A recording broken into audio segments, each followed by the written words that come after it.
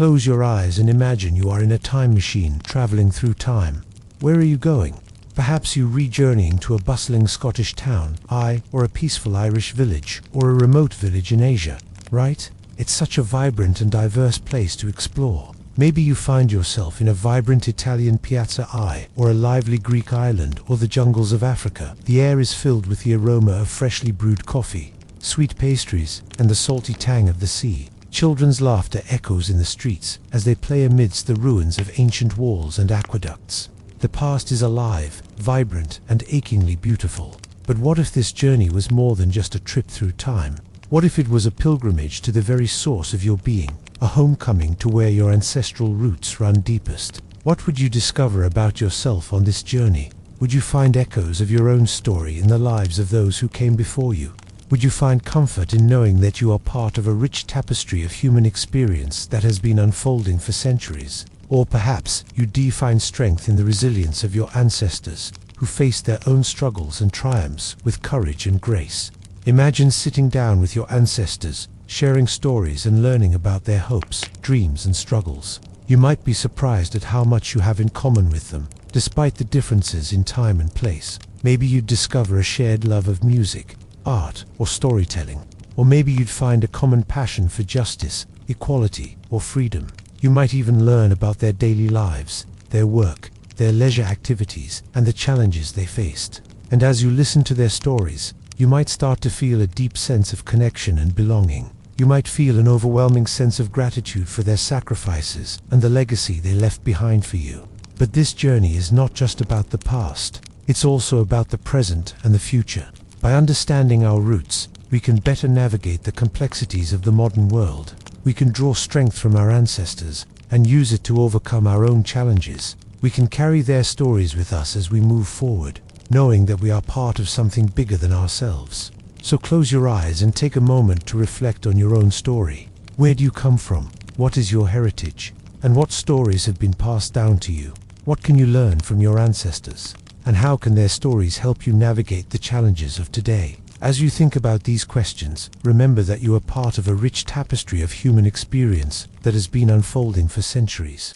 You are connected to the past, present, and future in ways you never imagined. Please take some time to like and subscribe to this channel, and as you embrace your heritage, you will find a deep sense of connection, belonging, and strength. Stepping out of the time machine, you find yourself in a humble village. The air smells of earth and wood smoke. Children playing in the street stop to stare at your strange clothes. Around you, faces turn with curiosity. Are those really your ancestors? People who share your bloodline? But how can they live like this when you know their descendants will one day rule the galaxy?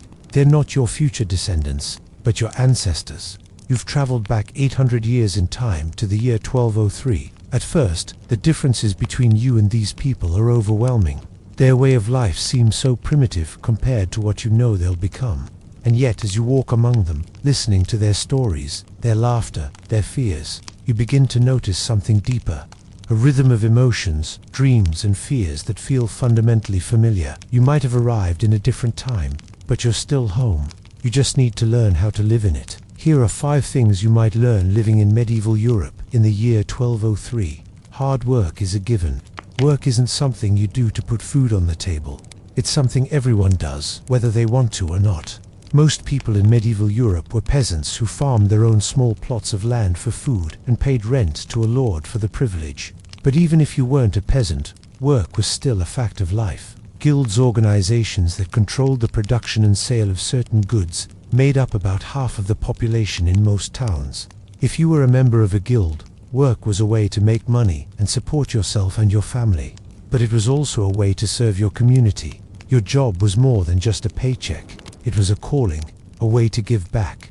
And whether you liked it or not, you did it well because hard work was a virtue. In medieval Europe, hard work was more than just an economic necessity. It was a religious duty. People believed that hard work was a way to honor the Creator and that the fruits of your labor would be blessed. Of course, that didn't mean work was fun, but it did mean that you never shied away from a job, no matter how dirty or dangerous. You saw every task as an opportunity to please the Almighty and provide for your family, and that made all the difference. The hours are long, but time is flexible. In modern times, we're obsessed with being on time. We set our watches by the sun or the moon and measure our days in seconds, minutes, and hours. But time wasn't always this way. In fact, until the Industrial Revolution, people didn't even tell the time in hours. For most people in medieval Europe, work began when the sun rose and ended when the sun set. That meant that your workday could start and end at different times depending on the season. And there was no such thing as overtime. If you had to take a break, you just stopped working and took care of whatever needed your attention. Maybe you had to attend to an animal that needed shearing, or a sick child who needed tending. Maybe there was a wedding in town or a funeral. Life in medieval Europe was unpredictable, and your schedule changed to accommodate that. If a storm came in, you didn't just put up an umbrella and keep working. You went home. There was always tomorrow.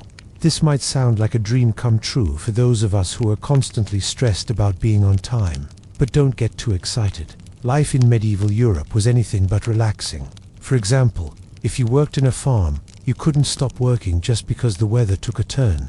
You had crops to harvest before they rotted, so while you may not have been punching a clock, you were still under a lot of pressure to get your work done on time. And if you didn't, the consequences could be dire. You are what you eat, but everyone eats what they can get. Food was an important part of life in medieval Europe, but not everyone ate the same thing. What you ate depended on your social class, where you lived, and the time of year. If you were a peasant, your diet consisted mostly of whatever you could grow on your farm. That might include grains like wheat and barley, vegetables like cabbage and carrots, and meat from animals you raised yourself. But if you were a member of the nobility, you could afford to eat more exotic foods. Maybe you enjoyed spices from the east or fresh fish from the coast. And if you were a merchant, your diet fell somewhere in between. You probably ate a lot of bread, cheese and beer, but you could also afford some luxuries like honey or dried fruit. No matter who you were though, there were some foods that were off limits.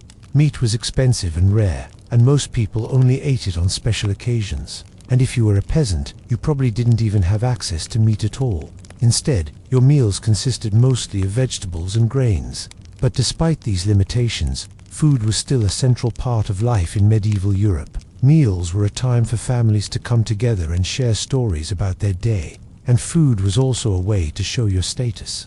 If you were a lord or lady, you might have a banquet with dozens of courses to show off your wealth. But even if you weren't rich, you could still eat well. Medieval European cuisine was hearty and flavorful, and there was always plenty to go around. You won't get rich, but you won't starve either. Money was important in medieval Europe, but it wasn't everything. Most people didn't have much of it, but they didn't need much to survive. Peasants, who made up about 80% of the population, typically had very little money.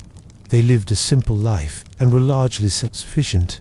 They grew their own food, made their own clothes, and took care of their own sick. While the wealthy elite controlled most of the money and resources in medieval Europe, the vast majority of people didn't really worry about getting rich. They just wanted to survive. Of course, that doesn't mean they were happy with their lot in life. Many people dreamed of a better life, and some took risks to try to get it. But for the most part, people accepted their place in medieval society and made the best of it. Community matters. One of the most important things to remember about life in medieval Europe is that it was a community effort. Whether you were a peasant or a lord, you relied on the people around you to survive. Your neighbors helped you plant your crops and take care of your animals. You shared stories and laughter around the village square. And when one of your own died, the community came together to mourn. Of course, life wasn't always pleasant in medieval Europe. There were diseases and wars and famines. But the people of medieval Europe got through those tough times because they had each other. They knew that they could rely on their neighbors to help them through anything. And that's something that we can all learn from. No matter where we live or what we do, we all need each other. We need to build each other up and be there for each other when times are tough. That's what makes us human. When you think of medieval Europe, what comes to mind? Castles, knights, and dragons? Maybe. But medieval Europe was actually a complex and fascinating time period with its own unique culture, customs, and traditions. We hope that you've enjoyed learning about what life was like in medieval Europe. And who knows, maybe you'll even consider visiting yourself someday, if you have not already done that. Just be sure to pack your bags accordingly. Imagine walking through the bustling streets of London in 1888, the air thick with coal smoke and the sound of horse-drawn carriages clanging. Suddenly, you turn a corner and find yourself face to face with a woman. She's wearing a long flowing skirt, a white blouse and a bonnet that hides her face. You hesitate for a moment, unsure of what to do next. Then she smiles and says, "Can you spare a penny for an old woman?" Startled by her sudden appearance and the fact that she seems to know your every move, you quickly retreat, shaken by the encounter. Fast forward to the present day. You're standing in your own home when out of nowhere, you hear footsteps behind you. Slowly, you turn round to see who's there, and behold, it's the same woman from the street in London. But how can this be possible? How is she here in your home in the modern day? And why does she seem so familiar? Confused and slightly frightened, you try to make sense of what's happening. What could this woman possibly want from you? Why did she appear in 2 different time periods? And most importantly, why does she feel so connected to you? As you look into her eyes, you can't help but feel a sense of déjà vu. There's something about her that you just can't quite put your finger on. Then it hits you. This isn't just any old woman. It's your great-great-grandmother. In another life, she was a young girl growing up in Victorian London, living a simple life full of hard work and little luxuries. Now, somehow she has found a way to cross the boundaries of time, and she is standing right in front of you, overwhelmed with emotion. You realize that you've just met a piece of your own family history. But why did she come to you now? Is there something she wants to tell you? Or maybe she's just here to say hello to the family she never knew she had. Whatever the reason, you're grateful for the chance to meet her and learn more about your roots. Welcome back. Before we begin, please take some time to subscribe and hit the bell icon so you won't miss our latest videos. Let's start. You're re-sitting at your desk working on a project when suddenly you feel a strong sense of déjà vu. You shake it off and continue working until moments later, when the feeling comes back even stronger. Just then, you hear the unmistakable sound of footsteps in the hallway. You pause, listening intently. The footsteps are getting closer. Are you imagining things, or is someone actually walking towards your office? Curiosity piqued, you decide to investigate. As you slowly open the door, you find yourself face to face with a man who appears to be from another time period. He's dressed in clothing that looks almost 100 years old. His hair and facial hair are unkempt, and he seems out of place in the modern setting. Taken aback by the sight of this mysterious man, you step back in surprise. He, too, is startled by your sudden appearance and takes a moment to compose himself. You exchange awkward glances, both wondering how this situation is even possible. After a brief moment of stunned silence, you finally find your voice and ask him, "How did you get in here?" The man looks up at you, his eyes filled with confusion. "Where am I?" he asks, realizing that he might be lost or in need of help. You decide to be kind. "You're inside my office," you explain, gesturing to the room around you. "But how did you get here?" The man looks down at his clothes, ashamed.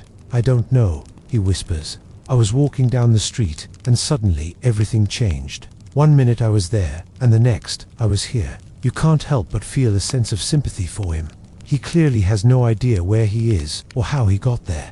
You take a deep breath and decide to help him. "Do you remember anything else?" you ask gently. The man shakes his head slowly. "No, nothing. It all happened so fast." Concerned by his lack of memory, you know you need to get him some help. You lead him to a chair and offer him a glass of water. As he sits there catching his breath, you can't help but notice the determination in his eyes. He may be lost and confused, but he's not giving up. Just then, one of your colleagues walks by and notices the man. "Who's this guy?" he asks, confused. You quickly introduce them, explaining the situation as best you can. Your colleague looks at the man with a mixture of curiosity and skepticism. "That's quite a story," he says, shaking his head. "But if he really doesn't remember anything, he should probably go to the police." You nod your head in agreement. You know he's right, but you can't help but feel a sense of responsibility for the man. After all, he ended up here because of you. You take a deep breath and decide to take charge of the situation. You offer to drive him to the nearest hospital so he can get checked out and hopefully get his memory back. As you walk out of the building together, the man looks around in awe at the modern surroundings. He's never seen anything like this before. You can tell that he's overwhelmed by the sights and sounds of the city, but he's trying his best to keep calm. You know that the hospital will be able to help him sort through his memories and figure out where he belongs. As you pull into the emergency room, you help the man out of your car and walk him inside. The nurses and doctors are quick to come to the aid of your mysterious guest, and you're relieved to see that he's in good hands. You watch as they take him away on a stretcher, hoping that he'll be okay. You feel a sense of pride knowing that you helped bring him here. The doctors are able to stabilize the man and run tests to try and determine his identity. With no ID or belongings on him, they're stumped. Just when they're about to give up, they discover a small locket hidden under his shirt. Inside, they find a faded photograph of a woman who looks strikingly similar to the man. Could this be his wife or mother? The photo gives them a valuable clue, and they're able to track down his family. It turns out that he's suffering from a rare form of amnesia, which explains why he had no memory of who he was or how he got to the hospital. Thankfully, his family is able to visit him and help him recover. You feel a sense of relief knowing that he is in good hands and that his loved ones are by his side. You return to your daily life, feeling satisfied with the good you've done. But every now and then you think about the man and wonder how he's doing. Months pass, and one day you receive a letter. To your surprise, it's from the man you helped. In his letter, he thanks you for saving him and helping him get his life back on track. He goes on to share that he is making a full recovery and is looking forward to the future. You smile as you read his words. It's heartwarming to know that you made a difference in his life. You close the letter, feeling grateful for the opportunity to have met him. You're reminded of the importance of kindness and compassion and the ripple effect it can have on someone else's life. You never know when you might come across someone in need of help, so it's always good to be prepared. Who knows? You might just end up saving someone's life without even realizing it. The thought brings a smile to your face, and you continue on with your day feeling optimistic and hopeful. Anya is a single mother working hard to provide for her son, Leo. Life hasn't been easy, but she's determined to give him a better future. One day, while walking home from the grocery store, Anya sees a group of boys picking on a younger kid. Without hesitation, she steps in to help. As she confronts the bullies, she catches the eye of a mysterious stranger named Ethan. Their connection is instant, and soon they find themselves falling in love. However, when the boys' parents get involved, things take a dark turn. They accuse Anna of provoking the fight and threaten to sue her. With her son's safety at risk, Anna feels like she's in danger. But then Ethan steps in to help. He offers to pay her legal fees and stands by her side through the entire ordeal. In the end, justice prevails and the truth is revealed. The boys' parents apologize, and Ethan and Anna's love only grows stronger. Together they face whatever challenges come their way. This old man is sitting in a rocking chair on his porch. His eyes are closed, but he is smiling. A young woman sits beside him. She is his granddaughter. As the sun sets, she asks him, "Grandpa, why are you always so happy?" He opens his eyes and looks at her. "Because I have 10 reasons to be grateful," he says. Then he shares with her the 10 things he is most grateful for. And as he tells her each one, he explains how each of these things have helped him become a happier person. The first thing he told her was the look of the mountains. He said, "I've been blessed enough to travel all over the world, but when I come back home, I am amazed by how beautiful our mountains are. Seeing their peaks touching the clouds gives me joy." She noticed that whenever he looked at the mountains, his eyes would sparkle. "I love the mountains too, Grandpa," she said, "but how do they make you happy? When I look at them, I feel very small.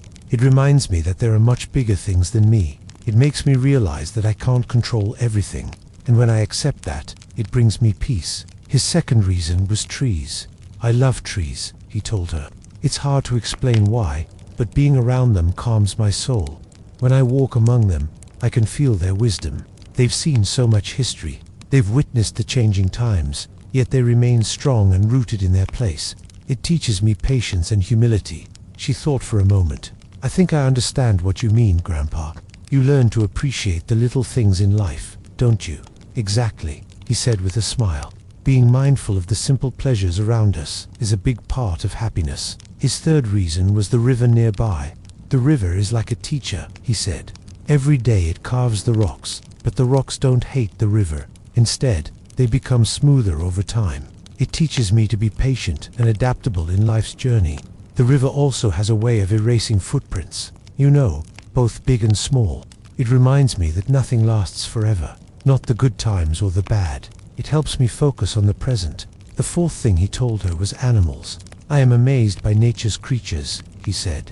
"Each one is so unique. Watching them live their lives teaches me about simplicity, about living in the moment. They don't hold on to the past or worry about the future. They just are. It's something I try to practice every day. His fifth reason was rain. When I hear the first drops of rain after a long dry spell, it fills me with joy. It's like the sky is crying tears of happiness. I remember as a kid, we would dance in the rain, twirl around without a care in the world. It's a reminder to find joy in the little things, to laugh and dance in the rain. His sixth reason was thunder. Thunder scares some people, especially kids, doesn't it? He asked. When I was young, I used to be afraid of thunderstorms, but now I find comfort in the sound of thunder. It's a sign of strength, a reminder that even when things seem scary, they're only temporary. Just like the storm will pass, so will my troubles. His seventh reason was flowers. I love all kinds of flowers, he said. My favorite are sunflowers because they always turn their faces towards the light. It teaches me to be positive, to keep my face towards the sunshine. No matter how cloudy things may seem, there is always light at the end of the tunnel. His eighth reason was music. Music touches my soul. You know, he said, I love listening to old songs, especially those that remind me of my youth. Music has a way of bringing back memories, both happy and sad. It's a reminder of how much I have lived, the experiences that have shaped me. His ninth reason was dreams. Dreams are amazing, aren't they? He said.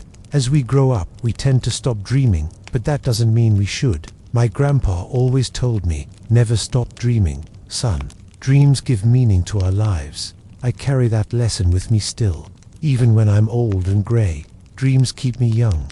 His 10th and final reason was people. People can be kind, generous and loving, he said. I have met wonderful people in my life who have touched my heart. Their smiles, their stories, their laughter, it all adds to the richness of my life.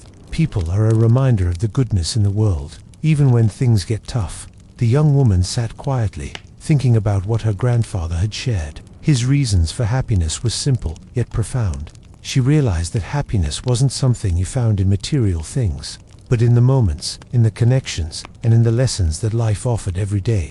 As the night deepened, she felt a sense of gratitude for her grandfather.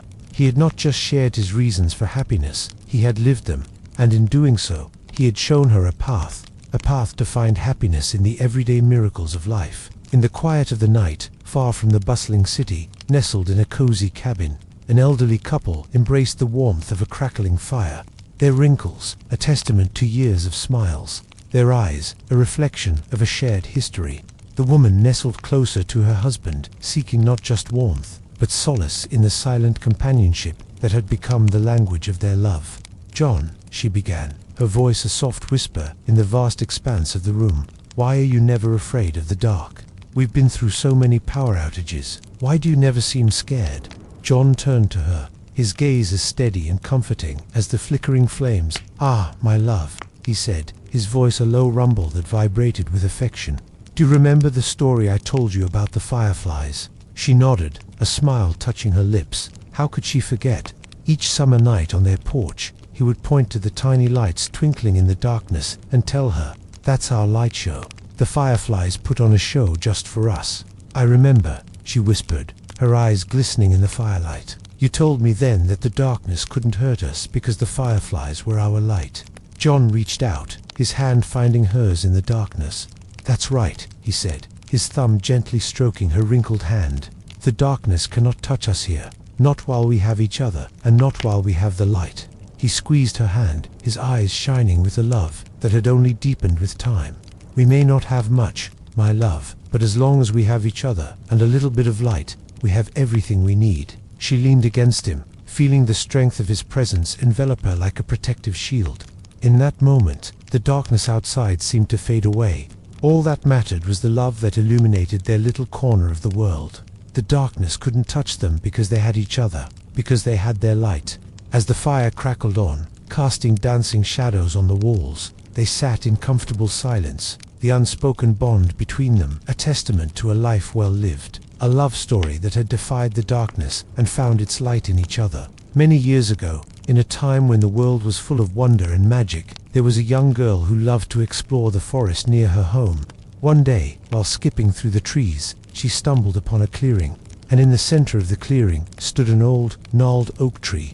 Curious, the girl approached the tree, and as she reached out to touch its rough bark, a deep voice boomed. "Why do you disturb me, child?" Startled, the girl jumped back, but when she turned to run, she found that the path had vanished. She was trapped in a clearing. Tears welled up in her eyes as she realized she was alone and with no way out. Suddenly, the deep voice spoke again. "If you can answer my riddle, I will set you free." The girl wiped her tears and looked up at the tree. "What is your riddle, wise oak?" she asked. The oak rumbled. "I have no voice, yet the birds speak my language. I have no hands, yet I guide the climbers. I have no feet, yet I stand firm. What am I?" The girl thought long and hard. She looked at the oak, its branches reaching towards the sky, providing shelter to the birds. Then it hit her. "Are you the mountain?" she asked, and the oak boomed with laughter. "You are right, child. I am the mountain." With a wave of its branches, the path reappeared, leading the girl out of the clearing. As she skipped away, she turned back to see the oak, its leaves rustling in the wind. She knew that she had learned a valuable lesson that day. Sometimes the greatest strength comes from the quietest places, and the wisest answers can be found in the most unexpected corners of the world. There was once a young girl who lived in a village, nestled amidst rolling hills and dotted with houses that looked like scattered chess pieces on a giant green board. She had spent her whole life here, her days filled with the chirping of crickets, the rustling of leaves, and the distant bleating of goats. Her world was small, cozy, and predictable, much like the inside of a well-worn blanket. But the girl had a heart that yearned for more. She would often sit at the edge of the village, gazing at the road that snaked through the valley like a forgotten silver thread. She dreamed of one day following that road to see what lay beyond the horizon, hoping to find a place where the sun shone brighter. The grass grew greener, and life hummed with a melody just for her.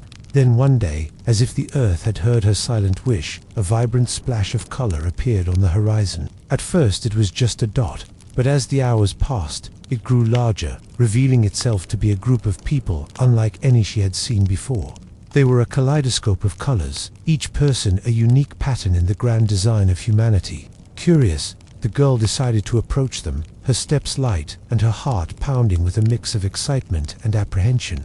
As she drew closer, the rhythmic clang of metal tools faded away, replaced by the murmur of voices speaking a language that sounded like wind chimes tinkling in the breeze. Amongst them was a tall man with skin the color of polished mahogany and hair like tightly curled flax. His eyes twinkled with mirth, and his smile was as warm as the midday sun. He wore a tunic adorned with patterns that told stories of distant lands, and his head was crowned with a feathered headdress that danced in the wind. Then there was a woman whose skin was as white as the foam on the crest of a wave, her hair the color of ripe wheat swaying in the summer wind. Her dress flowed around her like a gentle stream, and her face was framed by a shawl that whispered tales of northern lights and frozen lands. But what truly captured the girl's attention was a small boy with skin like honey and eyes like glistening pools of obsidian. He was humming a tune that echoed the rhythm of her own soul.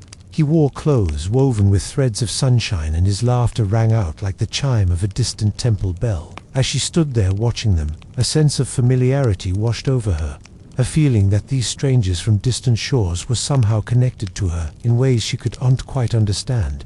And then the girl noticed something that made her heart skip a beat. In the midst of their chatter, the boy with eyes like obsidian was staring back at her, a wide grin splitting his face.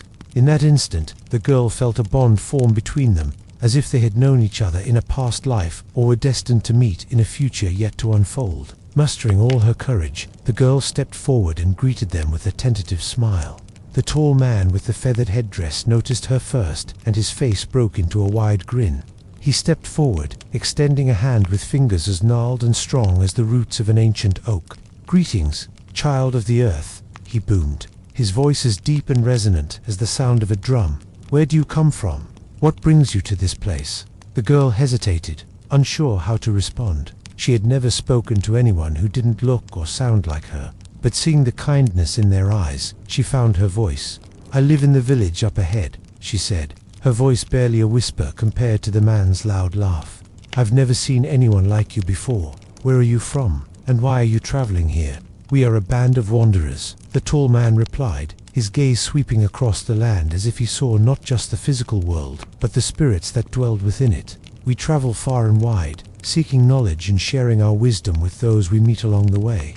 He turned to the girl, his eyes twinkling with amusement. And you, child, what is your name? What is it that you seek? I am called Name, she said, stepping closer. I don't know what I seek, but I feel a pull towards you, as if I've known you for a lifetime. The others gasped, surprised by the depth of her words. Even the woman with hair like spun gold and skin like alabaster stared at the girl in wonder. Your words are wise beyond your years, child, the tall man said softly. It seems fate has brought us together for a reason. And as the sun began its slow descent, painting the sky in hues of orange and purple, the wanderers invited the girl to join them. They sat in a circle, sharing stories and laughter that echoed long into the twilight. The girl learned that the tall man was called Temujin, that the woman's name was Astrid, and that the boy with eyes like obsidian was named Kenji. She told them about her life in the village, her dreams and aspirations, and the feeling that her life was missing something, like a puzzle piece that refused to fit. Temujin listened patiently, his gaze steady and wise. When the girl finished, he spoke in a voice that rumbled like distant thunder. Child, it is clear that you are at a crossroads in your life. You feel the call of the unknown, the desire to explore the world and discover your place within it. Astrid, her voice as gentle as the first snowfall, added, you seek something, but you must first find yourself. Until you understand who you are and what makes your spirit sing, you will never find what you seek. Kenji, ever the playful one, nudged Temujin with a finger. Perhaps she needs to journey beyond the familiar hills to find her place, he said, his eyes twinkling with mischief. Will you join us, little one? We can teach you the ways of the world and help you uncover the secrets of your own heart. The girl's eyes widened with hope, but then doubt clouded her features. But my home is here, she whispered. What would my family say? How could I leave them? Temujin placed a reassuring hand on her shoulder. Your family will understand, child. You have a journey to make, a path to follow. If you truly feel the call of the world, then you must answer it. As the night deepened and the stars twinkled above them, the girl thought about Temujin's words. The desire to explore the world, to learn and grow, was a song that resonated deep within her soul. With newfound determination, she looked at the wanderers and said, I want to see the world. I want to learn and grow. But how can I leave my home and everything I know? A wide grin spread across Temujin's face. That is the spirit, child, he boomed. Then let us begin your journey. Come, walk with us along the silver thread road and see where the path may lead. And so the girl, now filled with the thrill of adventure and the promise of self-discovery, prepared to embark on a journey that would change her life forever. Many years passed, and the girl who once dreamed of exploring the world beyond her village had become a seasoned traveler herself. She had walked many paths, each one etching new stories onto the canvas of her life. Now, as she sat by a crackling fire, surrounded by faces from countless lands, she realized something profound. Though their traditions, languages, and clothes might be different, their laughter and curiosity were as familiar to her as the sunrise. In this rich tapestry of humanity, she saw how commonality connected them, weaving their lives together despite the differences in geography and history. Her story was just one thread, but it was tightly woven into the wider human fabric, a fabric woven tight by shared desires for connection, peace, and understanding. Looking back, she knew her journey had been worth it. Each step had brought her closer to herself and to the realization that the world, with all its vastness and diversity, was ultimately a small and interconnected place. She was a living testament to this truth, forever changed by the kindness of strangers and the enduring power of the human spirit.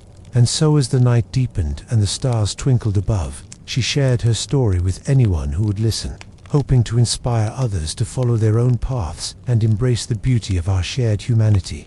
For more such enchanting tales that celebrate the magic of life and the power of human connection, stay tuned. When we tell stories, we're not just passing time, we're passing on pieces of ourselves. That's why stories are so powerful. They connect us to our past, shape who we are, and give us a glimpse into the endless possibilities that lie ahead. Our protagonist comes from a long line of strong women. She grew up hearing stories about her ancestors, their struggles and triumphs, their joys and sorrows. These stories weren't just bedtime tales, they were life lessons, glimpses into the past, and a way to connect with those who came before her. Each story was like a thread weaving together the fabric of her family history, creating a tapestry of resilience, courage, and love. As she grew older, these stories became more than just tales from the past. They became part of her identity. They gave her a sense of belonging, of being connected to something bigger than herself. She learned about her great-grandmother, who, despite facing unimaginable hardships, never lost hope. She heard about her grandmother who, against all odds, followed her dreams, and she listened intently to her mother's stories of strength and determination. Each story was a testament to the power of the human spirit, a reminder that no matter how tough things get, you can always keep going. But it wasn't just about the challenges they faced. She also heard about the love that bound her family together, the unwavering support they had for one another, and the kindness they showed to strangers. She learned about her great-grandfather, a man known for his gentle heart and infectious smile. He was the kind of man who would help anyone in need, no questions asked. His legacy of compassion lived on through her grandmother, who dedicated her life to helping others, and her mother, who was always there for her, offering a listening ear and a helping hand. Through these stories, our protagonist saw the best and worst of humanity. She witnessed the capacity for great love and kindness, but also the depths of despair and suffering. Yet the stories never ended on a depressing note. Instead, they offered glimmers of hope, moments of joy, and reminders of the strength that can be found in the darkest of times. For example, one of her most vivid memories was listening to her grandmother's story about falling in love with her grandfather. It was a tale as timeless as it was romantic. Her grandmother was a spirited young woman, full of life and laughter. Her grandfather was a man of few words, but his quiet strength and unwavering determination were evident to all who knew him. Despite their differences, they fell deeply in love, and when her grandmother told the story, her eyes twinkled with the joy of that time. Theirs was a love story that had withstood the test of time, a testament to the enduring power of love and commitment. It was a love story that inspired her, reminding her that true love could conquer all. Another story that had a deep impact on her was the tale of her mother's childhood. Growing up during a time of great uncertainty and change, her mother had faced challenges that no child should ever have to endure. But through it all, she had remained strong, resilient, and hopeful. Her mother's story wasn't just a tale of hardship and survival. It was a celebration of the indomitable spirit of humanity, a testament to the power of hope and the importance of cherishing every moment. It was a reminder that no matter how difficult things might get, hope is a guiding star that can lead us through the darkness and into the light. These stories didn't just entertain her, they shaped her perspective, her dreams, and her aspirations. They made her who she was. They were the foundation upon which she built her identity, her values, and her sense of self. These stories taught her the importance of family, the value of hard work, and the significance of standing up for what you believe in. Now, years later, she finds herself drawn to the familiar tales of her past. Maybe it's as the cozy evenings spent with her grandmother, or the quiet moments when she reflects on her own life. Whatever the reason, she finds comfort and wisdom in the stories she once heard as a child. Now, sitting in a comfortable chair, surrounded by the comforting silence of her home, she pulls out an old photo album filled with faded pictures and handwritten notes. Each photograph is a portal to the past, each note a treasure trove of memories. As she flips through the album, she's transported to different times and places. She sees her great-grandmother, a young girl with dreams in her eyes, her grandmother and grandfather on their wedding day, and her mother as a child, full of wonder and delight. The handwritten notes offer additional insights, adding depth and emotion to the photographs. They contain snippets of conversations, inside jokes, and heartwarming anecdotes that bring the past to life. One photograph catches her eye. It's a picture of her mother and her friends, all of them gathered together for a picnic in a sun-drenched field. The picture radiates joy, freedom, and friendship. The handwritten note beside it contains her mother's words, days filled with laughter, hearts filled with glee. It's a simple sentiment, yet it encapsulates the essence of the photograph perfectly. As she looks at the smiling faces, she realizes that these women were not just friends. They were sisters in arms, united by their dreams, their hopes, and their fears. They were each other's support system, their confidants, and their biggest cheerleaders. In a world that often felt uncertain and unpredictable, they had each other, and that made all the difference. She continues to pore over the photo album, each page offering a new discovery, a forgotten memory, a long-lost feeling. It's a journey through time, a celebration of life, and a testament to the enduring power of family and friendship. The stories embedded in these photos and notes aren't just relics of the past. They're living, breathing parts of her story. They've shaped who she is, influenced the decisions she's made, and inspired her to chase her dreams. And as she grows older, she understands the true value of these stories. They're not just tales from the past. They're a source of strength, wisdom, and inspiration. They're a reminder that she's part of something bigger than herself, a legacy of love, courage, and kindness. We often think of stories as mere entertainment, a way to escape from reality for a while. But stories are so much more than that. They're the threads that connect us to our past, our identity, our very existence. When we listen to stories, we're not just hearing words. We're connecting to the emotions, the experiences, and the perspectives of others. We're expanding our understanding of the world and our place in it. Stories have the power to transport us to different times and places, allowing us to experience life through the eyes of others. They expose us to different cultures, beliefs, and ways of living, broadening our horizons and challenging our preconceived notions. Through stories, we learn about the struggles and triumphs of those who came before us. We gain insight into the complexities of human nature and the challenges of navigating life's many obstacles. They inspire us, motivate us, and give us hope. They remind us that even in the darkest of times, the human spirit can endure and even thrive. In a world that often feels chaotic and unpredictable, stories offer us a sense of stability and continuity. They connect us to the past, grounding us in our history and traditions. They also look towards the future, offering us lessons and guidance as we navigate the challenges and opportunities that lie ahead. The stories passed down through generations serve as a link between the past and the present, ensuring that the wisdom and experiences of our ancestors are not forgotten but cherished and carried forward. They provide a sense of continuity, reminding us that we are part of a larger narrative, a story that has been unfolding for centuries. By listening to these stories, we connect with our roots, honoring the sacrifices and achievements of those who came before us. So the next time you find yourself with some free time, don't just fill it with mindless scrolling or idle chatter. Instead, immerse yourself in a good book, watch a thought-provoking movie, or simply have a deep conversation with someone you care about. You never know what insights, inspiration, or connections you might discover. Embrace the power of stories and let them enrich your life in ways you never imagined possible. Some journeys are meant to break you. This was one of those times. It's been 5 months since we left Scotland, and 2 since we arrived in Barbados. And still, every morning I wake up before sunrise because my body clock is still stuck on Scottish time. It doesn't matter that it's warm here. All the time, I still wear layers because even if I sleep with the windows open, a Scottish summer night can get chilly. Even though half of me would like to hide away from the world forever, there are some places I have to go and some things I need to do. One of them is the cave. The ocean breeze ruffles my hair as I walk along the coast. There are strangers here now, people who were born and raised in Barbados, living their lives as they always have, carefree and beautiful. They don't know what I'm running from. No one does. My mother told me I was too old for fairy tales when I was 4, and she found me hiding under my bed with a flashlight, pretending to be an explorer searching for gold at the end of a rainbow. Since then, I've tried to live my life without illusions. Reality is all there is. The rest is imagination. I find the entrance to the cave easily. It's hard to miss a pile of bones on the sand. When the tide goes out, it reveals a secret so dark it feels wrong to see. A place where once I saw hope, now I see only bones. 5 years ago, this cave was our home.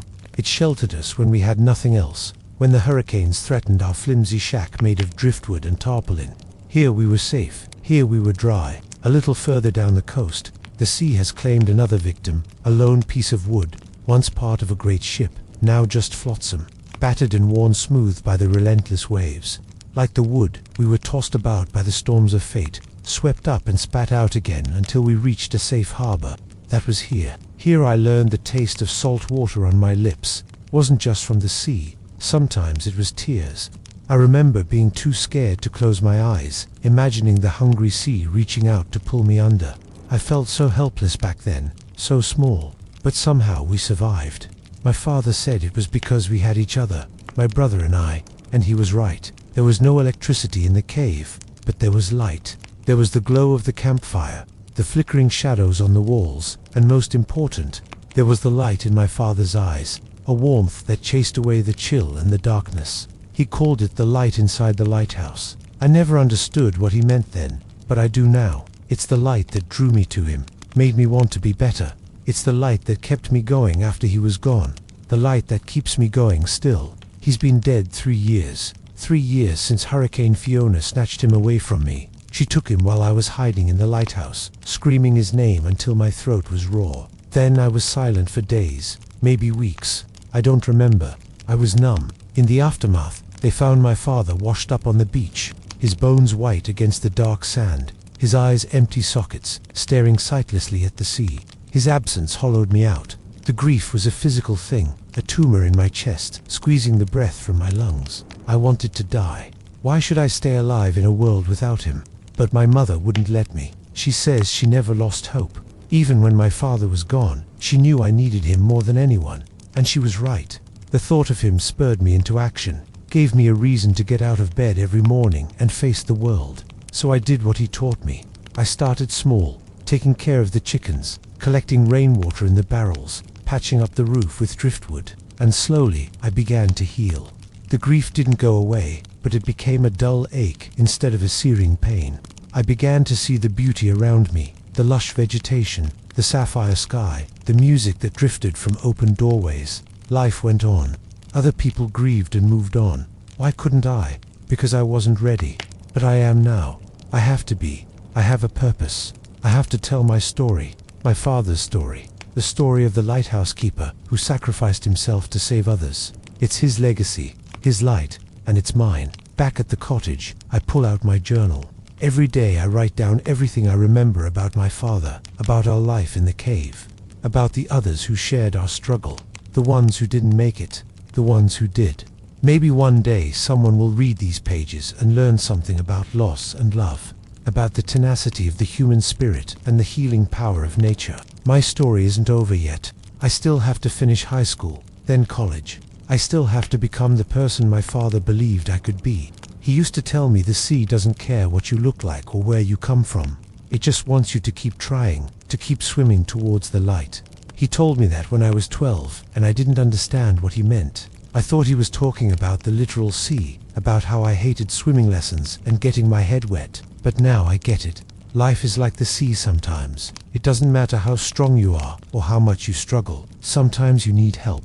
Sometimes you have to let go and trust that someone will catch you.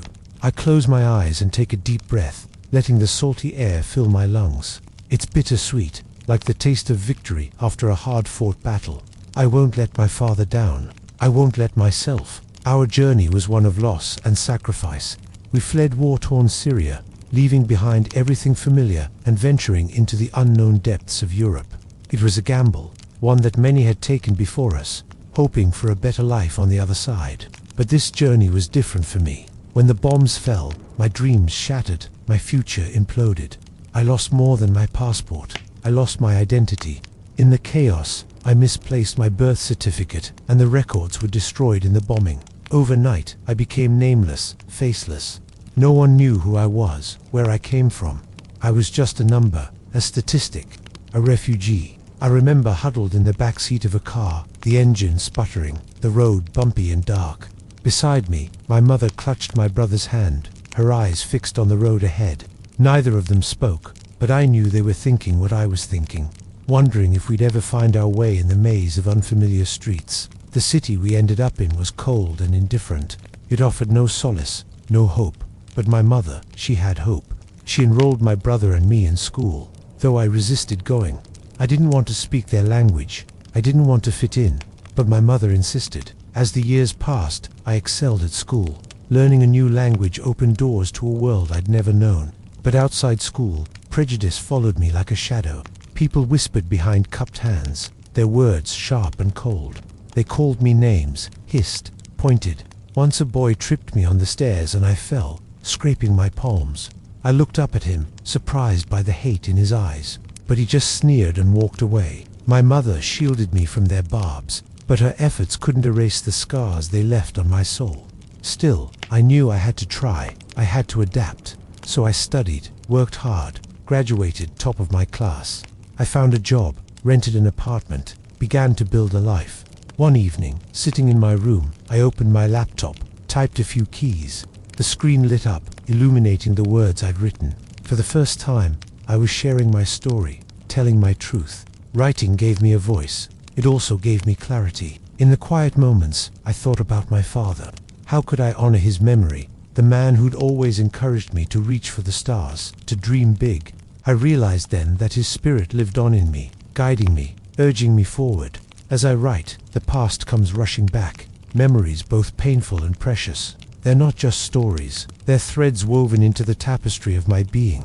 They've shaped who I am, why I work tirelessly for justice, why I stand up for those who can't. These memories have made me who I am, a stronger, more compassionate person.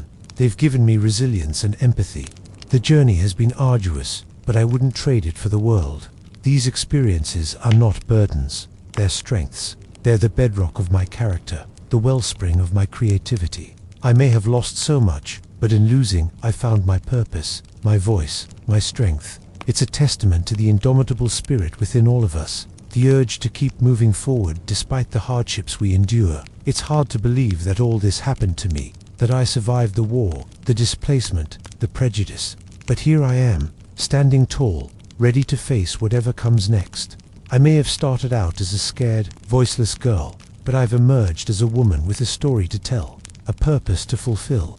And as long as I have breath in my lungs and a fire in my heart, I will keep moving forward, guided by the memory of my father and the hope of a brighter future. My story is far from over. There's still so much more to come. If you liked this video, please share it with your friends and families. Now, have you ever wondered what life was like hundreds or thousands of years ago? What were people's homes like? How did they travel? How did they celebrate special occasions? Now, we get to take a glimpse into the past through the eyes of our ancestors, who are still very much alive in this moment. So, sit back and relax as you discover the beauty and wonder of these amazing pictures from bygone eras. Our first photo is titled Wedding at a Winery, but there's more to it than meets the eye. Take a closer look at the bride's shoes, and you might be surprised to find that they're not what you would expect. The bride is dressed in a beautiful white gown with a flowing veil, while the groom is dashing in his finest suit. But their footwear tells a different story. Instead of high heels and fancy slippers, the bride is barefoot, and the groom is wearing practical leather shoes. This is not a picture of carelessness, but rather a reflection of the values of simplicity and humility held by the couple. They chose to tie the knot in a winery, surrounded by the fruits of the earth and the blessings of the harvest. The absence of traditional wedding attire signifies their down-to-earth nature and their focus on what truly matters, their love for each other. Their wedding was a celebration of life, love, and the simple joys of existence. And although their shoes may not have been the most glamorous, their love story surely was. Now let's move on to our next picture, which shows us a new perspective on life in the past. But before we do, if you're enjoying this video so far, please don't forget to hit the like button and subscribe for more amazing content. Our next photograph offers us a rare glimpse into the daily lives of our ancestors. In this image, we see a mother tending to her cow while her young daughter watches on curiously. The mother's face is weathered and lined, bearing the marks of a life well lived. Her strong arms and back speak of a life of hard work and physical labor. Her daughter's innocent eyes and curious expression offer a sweet contrast to her mother's world-weariness. Together, they form a touching portrait of a close-knit family in a bygone era. But there's more to this picture than meets the eye. If you look closely at the mother's hand, you'll notice something peculiar. She's holding an old-fashioned camera. This detail adds a layer of complexity to the image, suggesting that even in the early days of photography, ordinary people like this mother and daughter were able to capture their everyday lives on film. The photograph becomes a powerful symbol of the universality of human experience, reminding us that despite the passage of time and changes in technology, the bonds of family and the desire to document life's precious moments are timeless. In this black and white image, we see a group of men engaged in a lively game of volleyball on a beach. The men are shirtless, showcasing their muscular bodies and the strength required for the intense rallies that take place during the game. The scene is filled with energy and excitement as the men jump, dive, and strain to keep the ball in play. Despite the lack of modern equipment, the intensity and passion of their game are clear. This photograph offers a rare glimpse into the leisure time activities of our ancestors. It shows that even in the early days, people found joy and camaraderie in sports and games. The men's laughter and good spirits are evident as they enjoy a friendly competition on the beach. It is a heartwarming image that reminds us that the pursuit of happiness and the love of sports are universal to all generations. Our next photo takes us to the bustling streets of New York City in the early 20th century. We see a horse-drawn cart overflowing with pumpkins. The driver, a burly man with a handlebar mustache, guides the team of horses expertly through the crowded streets. The scene is both nostalgic and charming, offering a glimpse into a bygone era when horse-drawn carts were a common sight on city streets. But this image also speaks to the entrepreneurial spirit of the people who made their living delivering goods in this way. The driver's strength and stamina are evident as he works hard to earn a living in one of the busiest cities in the world. The photograph is a powerful reminder of the hard work and dedication of the people who came before us and the important role they played in shaping the world we live in today. Our next photograph transports us to the vibrant streets of a bustling market. We see a crowd of people gathered around a fruit vendor, eager to get their hands on the freshest produce. The vendor, a jovial man with a bushy mustache, proudly displays his wares, enticing customers with his friendly banter and generous samples. The scene is filled with the sights, sounds and smells of fresh fruit, from the juicy watermelons to the fragrant oranges and lemons. This photograph is a celebration of community and commerce in a bygone era.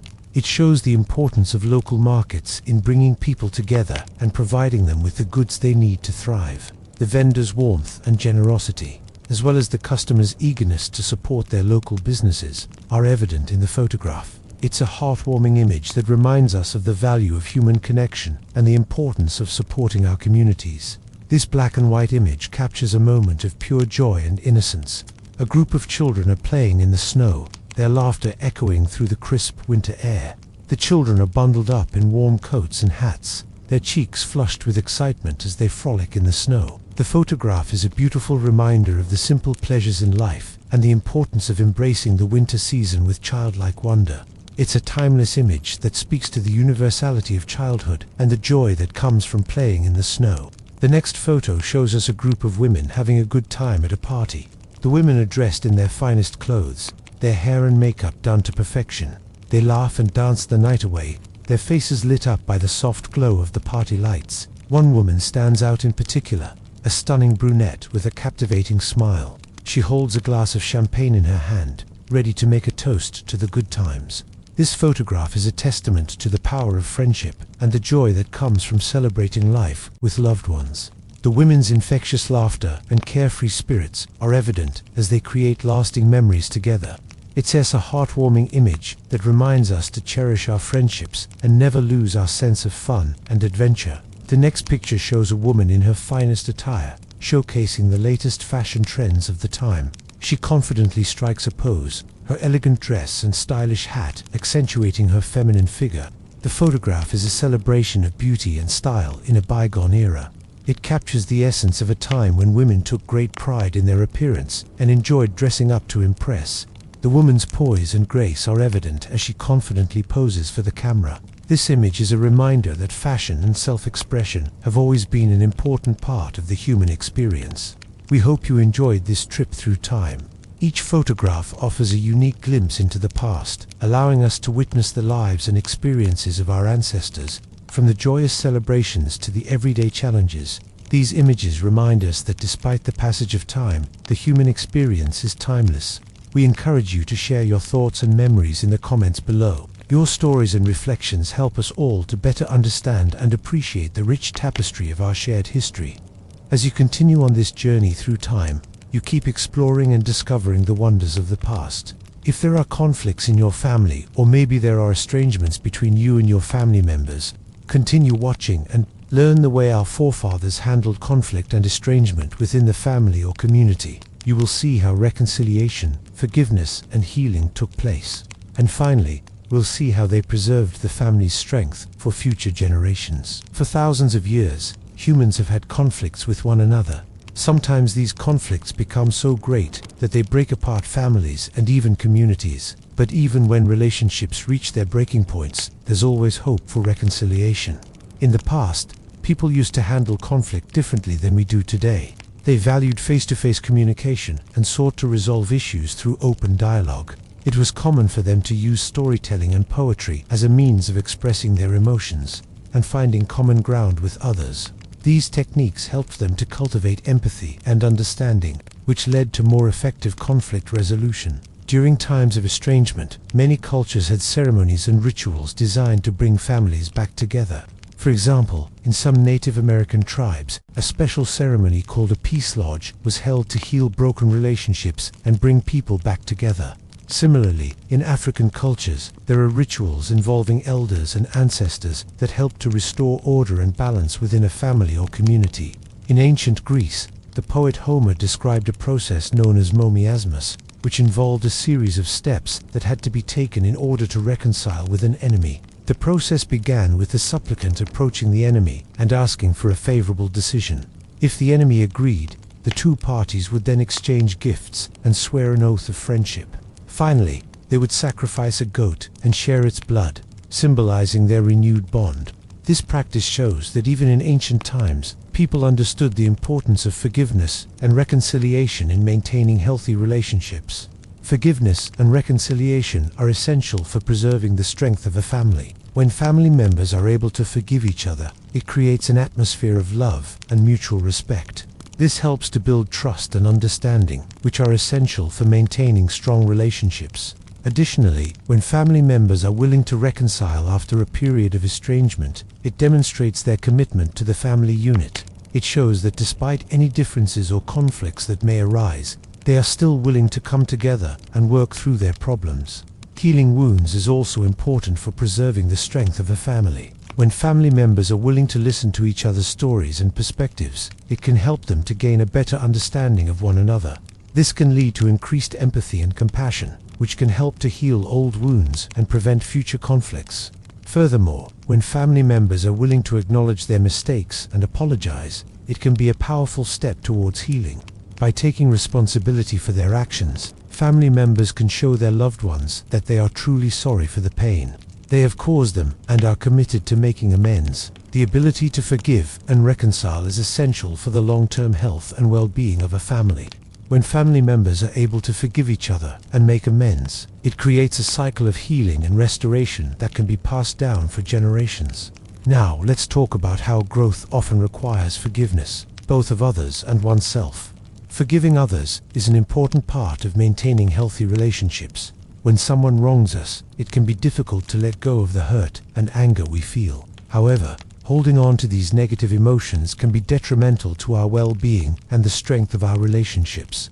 When we forgive, we are able to move forward and focus on the positive aspects of our relationships rather than dwelling on the past. We are also able to reduce our own stress and anxiety levels, as well as improve our physical health. By forgiving others, we are able to break the cycle of negativity and create a more positive and fulfilling life for ourselves. Similarly, forgiving ourselves is also important for our well-being and growth. Everyone makes mistakes, and it's important to remember that we are only human. When we make a mistake, it can be easy to get caught up in feelings of guilt and shame. However, holding on to these emotions can be harmful to our mental and emotional health. When we forgive ourselves, we are able to acknowledge our mistakes without judgment and take steps to correct them. We are also able to focus on the positive aspects of who we are and the good that we have done. Ultimately, forgiving ourselves is an important part of personal growth and self-acceptance. It allows us to learn from our mistakes and move forward in life with a sense of hope and optimism. Forgiveness is a powerful tool that can be used to transform our relationships and our lives. When we forgive both others and ourselves, we are able to move forward and focus on the positive aspects of our relationships and our lives. Forgiveness is not always easy, but the benefits of doing so far outweigh any challenges. Now, let's discuss the idea that healing wounds is key to preserving the family's strength. When it comes to healing wounds within a family, it's important to recognize the power of empathy and perspective-taking. By actively listening to each other's experiences and stories, family members can gain a deeper understanding of one another and the challenges they have faced. This can help to foster compassion and create a safe space for open and honest communication. It's also essential to encourage family members to express their emotions in a healthy and constructive manner. This can involve creating a supportive environment where family members feel comfortable sharing their feelings without fear of judgment or criticism. By expressing their emotions in a healthy way, family members can begin to process their trauma and work towards healing. Seeking professional help is also an important step in healing family wounds. A therapist or counselor can provide the necessary tools and guidance to help family members explore their emotions and develop healthy coping mechanisms. They can also help family members to identify any patterns of behavior that may be contributing to the ongoing conflict and to develop strategies for changing those patterns. It's important to remember that healing from emotional wounds takes time and patience. There will be ups and downs along the way, and it's important to be prepared for setbacks. However, with commitment and perseverance, families can heal and become stronger than ever before. When it comes to healing family wounds, it's crucial to recognize the importance of acknowledging and addressing past hurts. Avoiding or denying these hurts only allows them to fester and grow, which can lead to further division and disconnection within the family. Instead, it is important to create a safe and supportive environment where family members feel comfortable sharing their experiences and emotions, without fear of judgment or criticism. This can help to foster empathy and understanding among family members, which is essential for healing. Once family members have had the opportunity to share their experiences, it's important to work towards finding common ground and building bridges. This can involve identifying shared values and goals, as well as acknowledging the strengths and positive qualities in each family member. By focusing on what unites them rather than what divides them, family members can begin to rebuild relationships and create a sense of unity. It's also important to remember that healing from past wounds is a process that takes time and patience. There will be ups and downs along the way, and it's important to be prepared for setbacks. However, with commitment and perseverance, families can heal and become stronger than ever before. In conclusion, preserving the strength of a family requires effort and commitment from all members. By embracing forgiveness, practicing empathy, seeking reconciliation, and healing wounds, families can create a legacy of love and unity that will be passed down for generations. Remember that every family is unique, and there is no one-size-fits-all approach to resolving conflict or healing wounds. What works for one family may not work for another. The most important thing is to find what works for you and your family, and to be patient and persistent in your efforts. With love, understanding, and a willingness to grow, families can overcome even the most challenging of circumstances and create a brighter future together.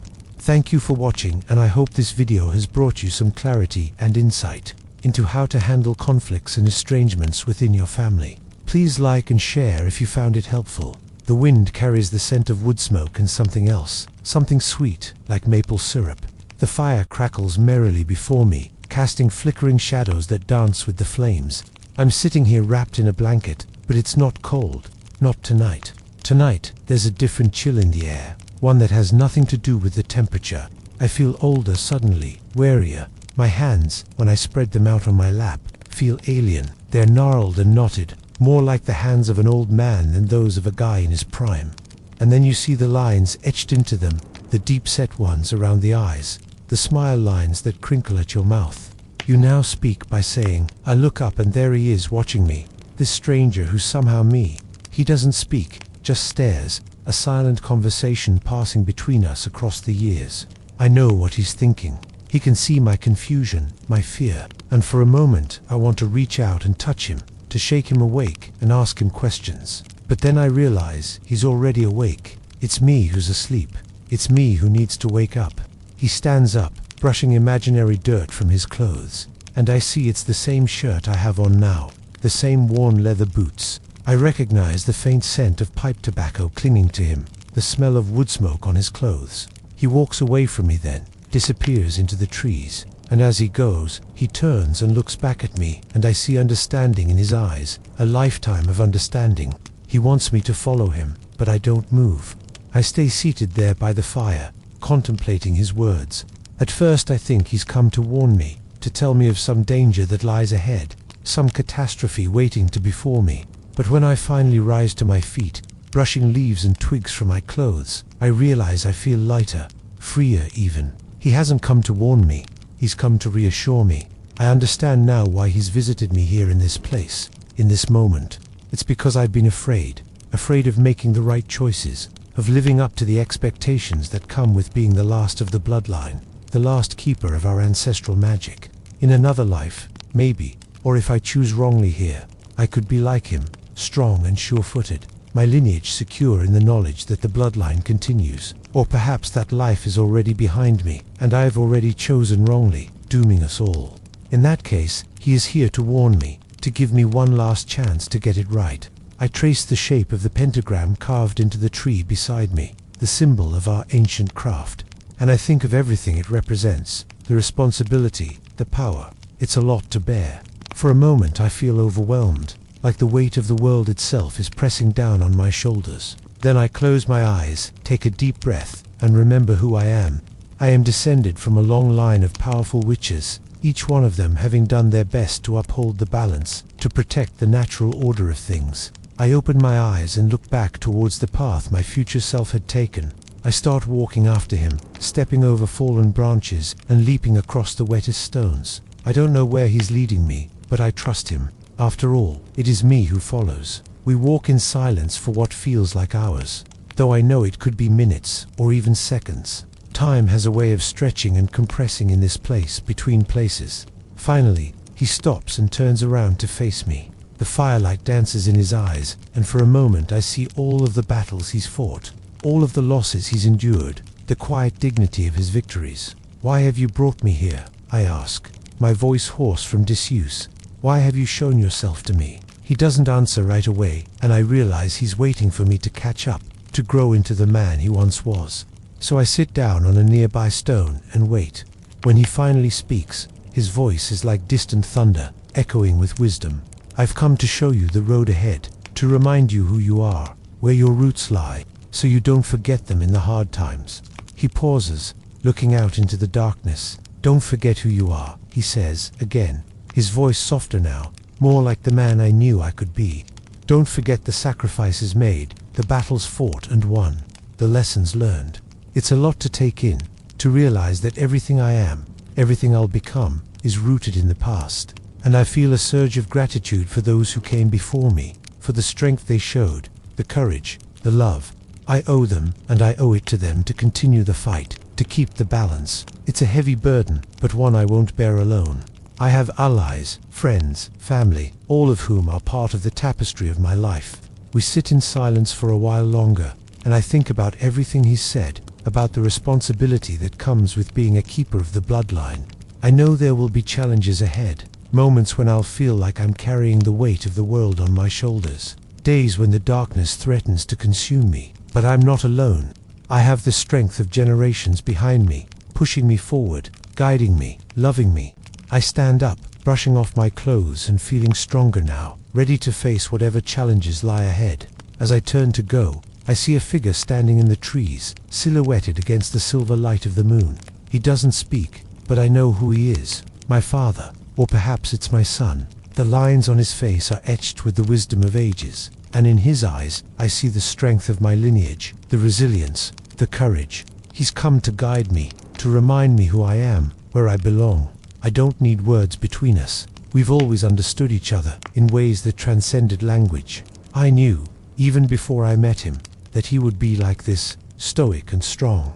Still, it's a comfort to see it confirmed, to know that I'm not alone in this. I take a deep breath, savoring the moment, the connection, and then I turn back to the path. It's time to go. As I walk away, I hear his voice echo in my ears, reminding me of the path ahead. "Don't forget who you are." I won't. I promise him that as I walk away, I feel a sense of purpose, of direction. I know there will be challenges ahead, moments when the darkness threatens to consume me, but I'm not alone. I have the strength of generations behind me, pushing me forward, guiding me, loving me. I walk on, leaving the clearing and returning to the world, ready to face whatever challenges lie ahead, knowing that I'm part of something bigger than myself, a legacy that stretches back through time. With each step, I feel the weight of my lineage, the sacrifices made, the battles fought and won, and with it, I feel their strength coursing through my veins, giving me the power to keep moving forward. As I leave the clearing, the fire behind me flickers and fades, and the darkness closes in. But within me, a new fire is lit, the fire of my ancestors, burning bright against the encroaching shadows. I am the last of the bloodline, and I carry their legacy within me. Their memories, their hopes and dreams, their strength and courage. I am the last, but I am not alone. And together, we will face whatever challenges lie ahead, keeping the balance, protecting the natural order of things. Your family story isn't just something that happened to your ancestors in the past. It's part of what makes you who you are today. Your family history is woven into the fabric of your identity, influencing your values, beliefs, and perspectives on the world. Some of us have family stories that go back many generations, while others may have gaps in their family tree. Some may know little about their family history, while others have detailed accounts passed down through oral traditions. Whatever your situation, your family's story matters. Let's celebrate their interconnectedness as humans, showing how we're all part of a much bigger picture, as we explore how migration, trade routes, or cultural exchanges brought diversity into your family line. Look at how your ancestors blended customs, languages, and even identities, creating a rich tapestry of heritage. Discover the amazing journey of your family and see how its story is an integral part of who you are today. As we uncover the hidden stories that connect us all, each of us carries the legacy of our ancestors within us. Our family stories are like puzzle pieces that form part of a much larger picture, reflecting the broader historical events and interactions that shaped our world. As we dig deeper into our roots, we'll uncover fascinating tales of migration, trade, war, and cultural exchange. These narratives not only enrich our understanding of history, but also reveal the resilience, adaptability, and resourcefulness of our ancestors in the face of changing circumstances. Imagine your family tree as a vast network of branches reaching towards the sky. Each branch represents a different path taken by your ancestors, leading them to new lands, cultures, and experiences. As we trace these branches, we'll discover how geographical movements, driven by factors like conflict, economic opportunities, or environmental changes, led to the expansion of your family's reach. For example, we might find that one branch of your family migrated from a war-torn country, seeking refuge and a better life elsewhere. Another branch could have ventured out due to economic hardship, driven by the desire for better job prospects and higher wages. Meanwhile, a third branch might have embarked on a journey spurred by a natural disaster, forced to flee their homeland in search of safety and stability. These stories of migration and displacement aren't just about physical journeys.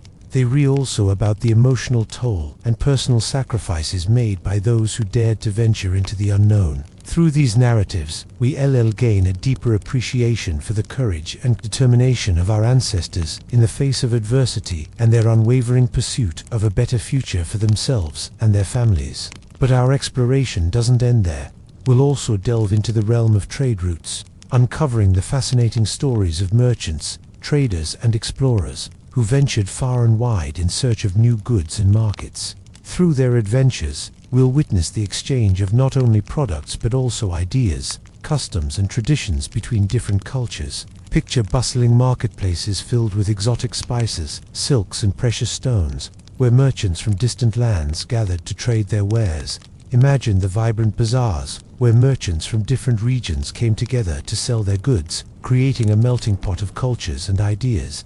As we follow these trade routes, we'll encounter stories of merchants, traders, and explorers who braved treacherous seas and uncharted territories in pursuit of fortune and adventure. Their daring expeditions not only expanded our knowledge of the world, but also laid the foundation for cultural exchange and the diffusion of ideas between civilizations.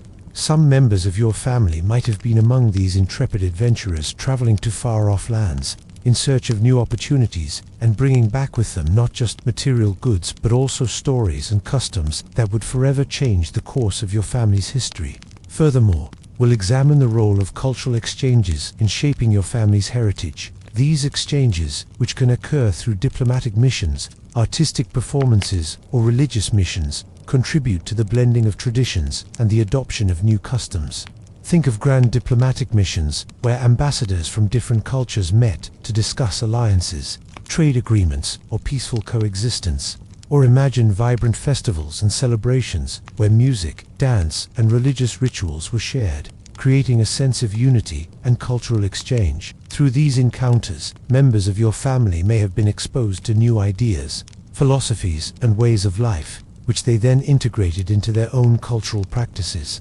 Perhaps a member of your family, like a missionary, traveled to distant lands, spreading their faith and encountering diverse cultures along the way. Or maybe a diplomat was sent to represent their ruler in negotiations with a foreign court, bringing back with them unique customs and traditions that they had observed during their travels. By exploring these aspects of your family's history, we aim to shed light on the dynamic and multifaceted nature of your heritage. It's not just about where your ancestors were born or where they lived, but also about the experiences, encounters, and exchanges that shaped their lives and ultimately contributed to the rich tapestry of your family's story. As we continue our journey through this chapter, we encourage you to embrace the diversity within your family as heritage and celebrate the unique blend of cultures and traditions that make it so captivating. Remember, your family's story isn't confined to a single location or time period. It's a narrative that has unfolded across generations and continents, influenced by the forces of migration, trade, and cultural exchange. By understanding these dynamics, we gain a deeper appreciation for the interconnectedness of our world and the shared humanity that binds us all. Consider the impact of geographical mobility on your family's history. How did your ancestors adapt to new environments, and what challenges did they face when leaving their homelands? Explore the roles of migration, trade, and cultural exchange in shaping your family's identity. How did the blending of different traditions and customs contribute to the unique heritage of your family? Examine the push and pull factors that influenced your ancestors' decisions to migrate or stay. What events, conditions, or opportunities prompted them to leave their homes and seek new beginnings elsewhere? And how did they overcome the challenges associated with leaving their familiar surroundings? Reflect on the concept of home and belonging within your family's narrative. How did your ancestors maintain a sense of identity and continuity despite living in new places? And how did their experiences influence your own perspectives on migration, cultural exchange, and global interconnectedness? Share your thoughts, stories, and discoveries with others, fostering a sense of community and shared heritage. How do you feel connected to your ancestors who lived in different times and places? And how does understanding their experiences enrich your sense of identity and belonging? Remember, your family's story is an integral part of the broader historical narrative. By exploring themes of migration, trade, and cultural exchange, you're contributing to a deeper understanding of our shared human story. Don't be afraid to ask questions, challenge assumptions, and embrace the complexity of your family's past. Your journey through this chapter will not only deepen your appreciation for your family's unique heritage, but also foster a sense of global citizenship and empathy for the experiences of others. If you enjoyed this chapter, please give it a thumbs up and share it with your family and friends. Let's continue to uncover the rich tapestry of our shared human story together. Thank you for joining us on this enlightening journey. We'd love to hear your thoughts and experiences in the comments below. How has exploring your family's history through migration, trade, and cultural exchange impacted your understanding of your own identity? Have you discovered any new insights or connections to your ancestors or family members? If you've enjoyed this video, don't forget to give it a thumbs up and subscribe to stay updated on our latest releases. Let our search continue. Amara stared out the window at the grey London sky. Outside, rain lashed against the glass, blurring the streetlights into halos. She missed the sun, the warmth of it on her skin. But more than that, she missed the feeling of home, of belonging. She missed her mum's adobo cooking her favorite pineapple juice on the stove, the scent of garlic and ginger wafting through the house. She missed her dad's booming laugh echoing in their tiny living room. She missed the vibrant chaos of her extended family gathered for Sunday lunch. She missed everything about home, except the one thing she had brought with her to London. Her suitcase filled with ancestral finery, her terno, her barong, her hablon, her pina cloth, all imbued with memories and stories. They were tangible links to a homeland 9,581 kilometers away. This distance, though, had been the source of her pain. The ache in her chest every time she thought of the 12-hour flight that separated her from everything familiar. Then, one day, rummaging through her late grandmother's belongings, Amara found an old brown leather journal bound with a frayed ribbon. Curious, she opened it and began reading her grandmother's elegant cursive. Her grandmother was writing about her own experience as a young immigrant in London over 60 years ago. At first, the entries spoke of homesickness. of longing for the warmth of the Philippine sun and the comforting sounds of her mother tongue. But slowly, Amara noticed something remarkable. As the entries progressed, the tone shifted. The words became infused with a quiet confidence, a sense of acceptance tinged with nostalgia. Her grandmother wrote of embracing her dual identity, of finding strength in her heritage, and of creating new traditions in a foreign land while cherishing the ones left behind. Towards the end of the journal, Amara found a sketch of a London street adorned with colorful papel picado, the vibrant Mexican paper banners fluttering in the wind. Beneath it, her grandmother had written, "Home is where the heart finds its rhythm." And it was a realization that struck Amara deeply. Home wasn't just a physical place, it was a constellation of emotions, a mosaic of memories, a tapestry woven with heritage, identity and love. As she delved deeper into her grandmother's belongings, she came across a box filled with letters tied with a faded red ribbon. Each letter was a testament to her family's resilience and adaptability, each word a building block of her identity. There were letters from her grandparents to her parents when they were courting, filled with sweet nothings and promises of forever. There were letters from her parents to her grandparents, sharing stories of their new life in London and the challenges they faced. And there were letters from her parents to her, bedtime stories and tales of her heritage that made her feel connected to the homeland, even when she was too young to understand what it meant to be homesick. These letters were more than just pieces of paper. They were threads connecting her to her ancestors, a tangible representation of the sacrifices they had made, the dreams they had chased, and the love that had bound them together through thick and thin. But it was the letter she wrote to her mum that made her realize the true meaning of home. It said, "Mum, today I saw a Hablan fabric with the same design as the one you told me about. It reminded me of our trips to the market in Manila, your stories about the weavers and how each thread tells a story.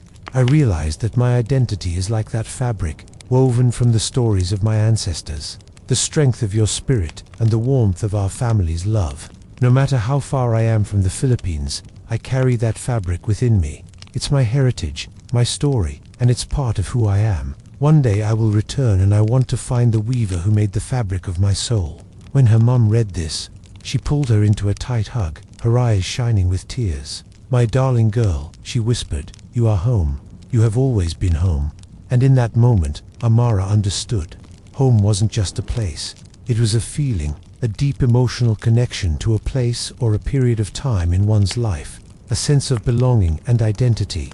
Home was the vibrant chaos of her childhood, the comforting rituals and traditions that had shaped her, the echoes of laughter and the aroma of her mum's cooking. Home was the unwavering support of her family, the unconditional love of her parents, the bond she shared with her siblings. Home was where her identity was nurtured, where her soul found its rhythm. She thought of her journey so far and realized that she had been searching for home in all the wrong places. She had looked for the warmth of the Philippine sun in the bustling streets of London, seeking solace in the towering skyscrapers instead of the open fields. She had longed for the comforting sound of her mother tongue without truly embracing the various cultures that had become a part of her. In her quest to honor her Filipino heritage, she had somehow lost sight of the fact that her home was within her, that her roots were not confined to a piece of land but extended through her veins like a powerful current. In her grandmother's journal, she found an entry that read, "To be an immigrant is not just to live in a foreign land, but to carry two worlds within one heart." And she realized that this was her story.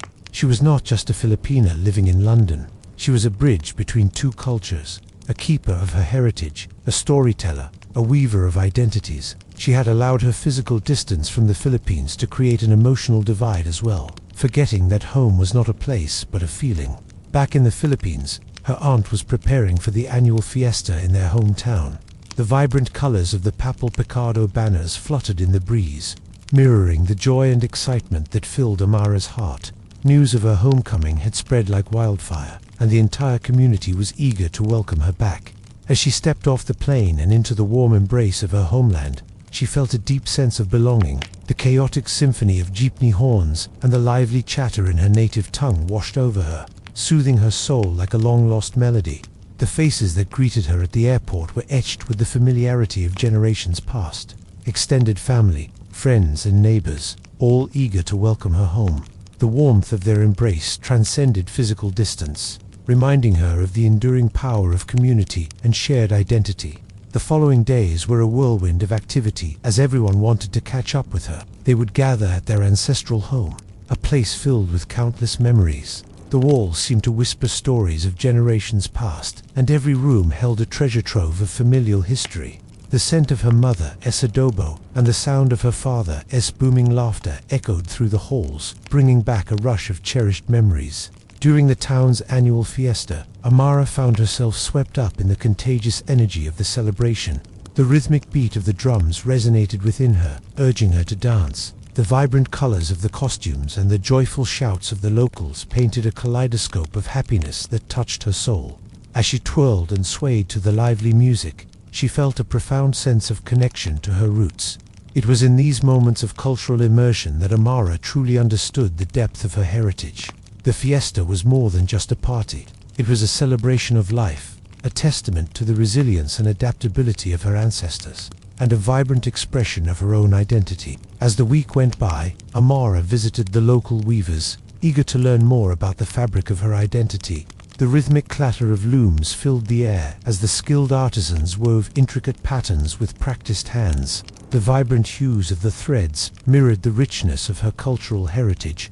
As she watched, mesmerized, the weavers shared stories of their craft, each knot and motif becoming a link to Amara's ancestral past. In their time-honored tradition, they welcomed her as one of their own, teaching her the art of weaving and its deeper significance. Through this newfound understanding, Amara realized that her identity was not merely a product of her circumstances, but a masterpiece woven by generations of resilience, creativity, and love. In the quiet moments as she sat by the window watching the sunset paint the sky in hues of orange and purple, Amara pondered on her journey thus far. The vibrant tapestry of her heritage unfurled within her, connecting the dots of her identity. She realized that home was not just a place, but a feeling, a melody that echoed in her heart, a melody that had been with her all along. London may have been her physical dwelling, but her true home was here in the warm embrace of her community, in the comforting rhythm of her mother tongue, in the soul-stirring melodies of her culture, in the very essence of her being. It was a homecoming not just of her body, but of her soul, a homecoming to the rhythm of her heart. There are two conflicting ideas about what it means to hold on to traditions. One which says we must hold fast to, for example, everything Armenian, keep all our traditions and customs the same as they were 1,000 years ago. And another idea, more flexible and practical, which says that yes, we should respect our history and honor where we came from, but also accept that things change and evolve over time, that people, families and nations grow, and that sometimes old traditions need to be adapted in order to fit the realities of today. My grandmother was born in the early 1920s at a time when almost everyone in her village lived by the old ways, speaking Armenian, praying in Armenian, and celebrating holidays like Easter and Christmas exactly as they had been celebrated for centuries. For my grandmother and her siblings, these holidays were an integral part of life, full of religious ceremony and family tradition. My grandmother never missed Easter or Christmas, not even after she moved to Russia with my grandfather during World War II, and not even when she was pregnant with my mother in the freezing cold winters of Siberia. For her, these holidays were a source of strength and connection to her homeland. Fast forward to my generation, born and raised in Armenia, and things looked very different. Many Armenians had abandoned the church. Christmas trees were being replaced with plastic Western-style ones, and carols in Armenian sounded strange in the shadow of their Russian counterparts. But for me, the most shocking discovery was the realization that neither my parents nor my grandparents had ever celebrated Thanksgiving. You see, Thanksgiving has deep roots in the United States, but before the 1990s, Americans did not celebrate it in Armenia. Today, Thanksgiving is one of the biggest holidays in Armenia, complete with parades, pumpkin carving, and huge feasts of turkey, cranberry sauce, and pumpkin pie. In fact, some people criticize my generation for celebrating a foreign holiday like Thanksgiving and taking it away from its original American context. But here's the thing, no holiday is immune to cultural exchange. When my ancestors celebrated Christmas in pre-Soviet times, they were doing something that was far from traditional. Armenian Christians had never celebrated the birth of Jesus Christ. It wasn't until December that Christmas became a state holiday in Soviet Armenia, and only then did my grandparents start celebrating it. Even so, they still had to work on weekdays, which made it difficult to observe the holiday fully. Thus, although it was a foreign holiday, it took on an Armenian character. Old habits died hard.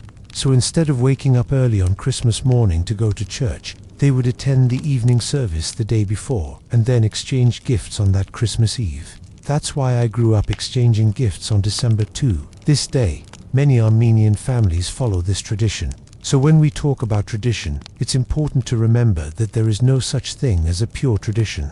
All traditions are hybrids, shaped by the unique experiences of each community. This is why holidays like Christmas and Easter, along with other traditions like food, music, and art, are so significant. They carry within them the stories of entire generations, reflecting the evolution of a nation's history. This is especially true for Armenian genocide survivors who fled Turkey in the early 20th century.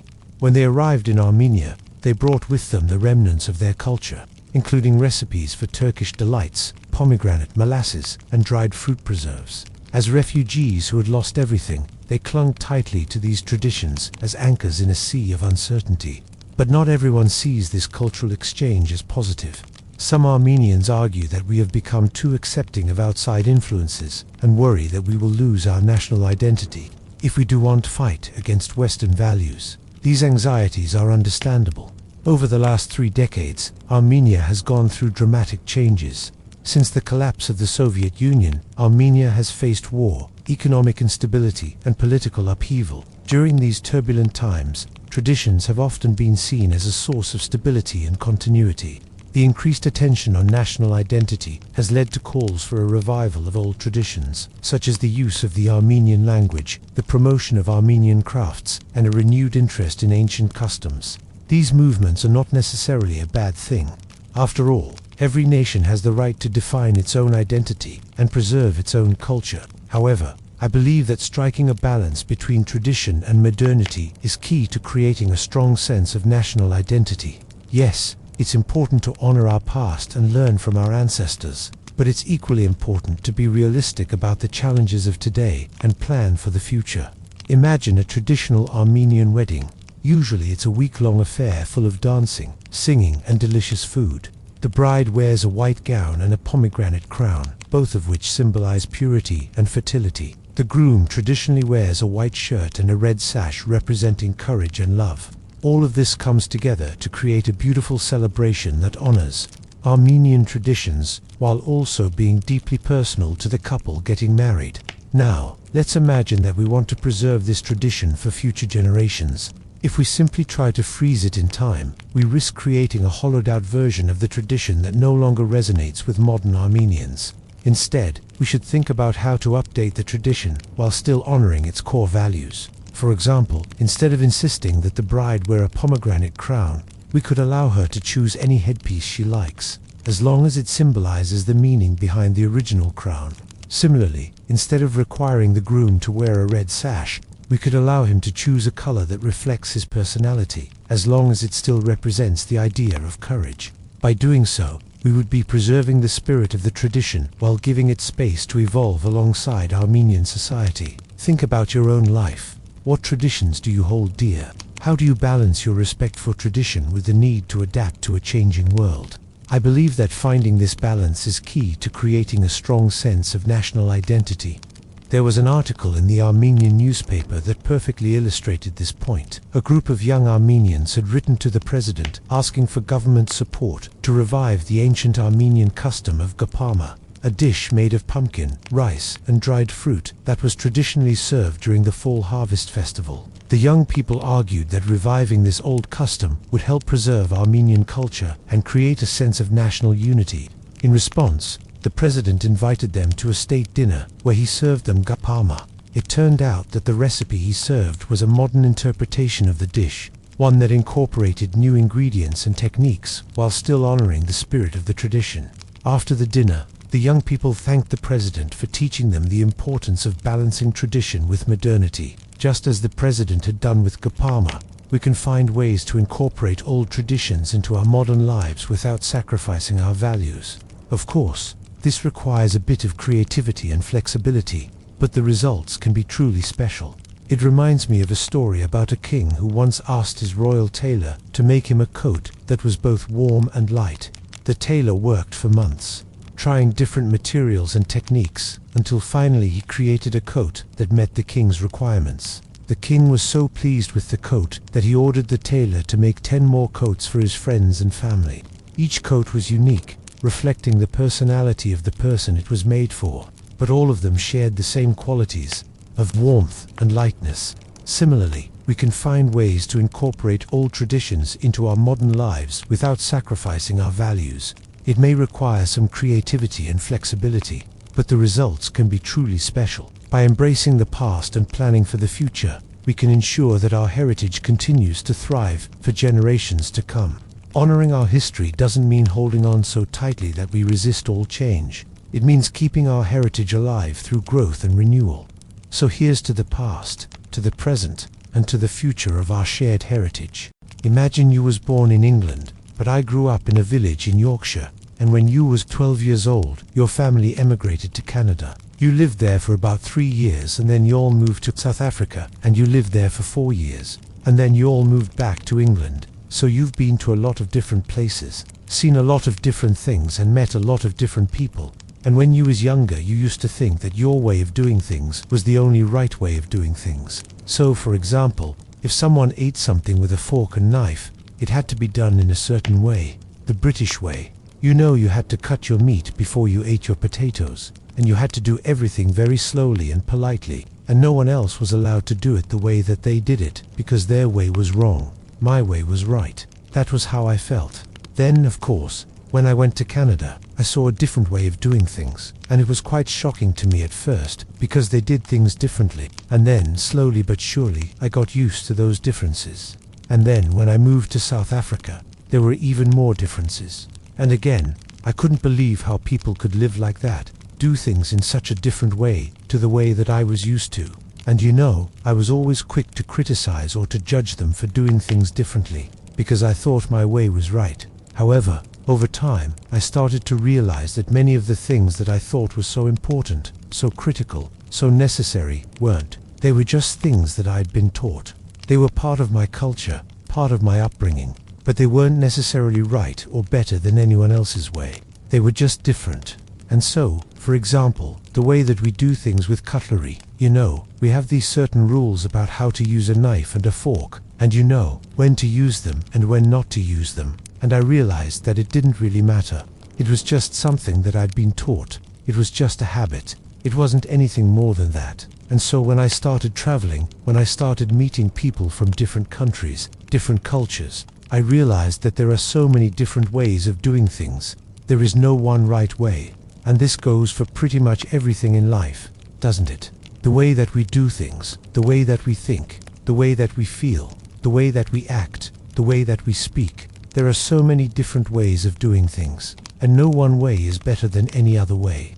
They're just different. And so when I started realizing this, I started to become much more open-minded, much more accepting of other people and their cultures and their traditions.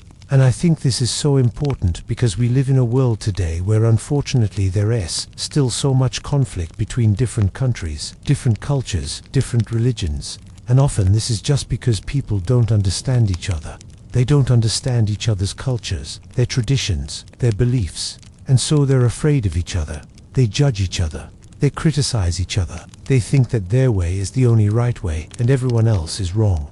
But if we can all learn to accept each other's differences, to respect each other's cultures and traditions, then I think we can live together much more harmoniously. We can live together much more peacefully. And this is so important, isn't it? I mean, we need to learn to accept each other as equals, regardless of our race, our religion, our beliefs, our culture, our background. We need to learn to accept each other and to celebrate our differences, because that is what makes us unique. That is what makes us special. If everyone was the same, if everyone thought the same, if everyone looked the same, the world would be a very boring place to live. When I was young, I never thought that I'd be able to fit in anywhere.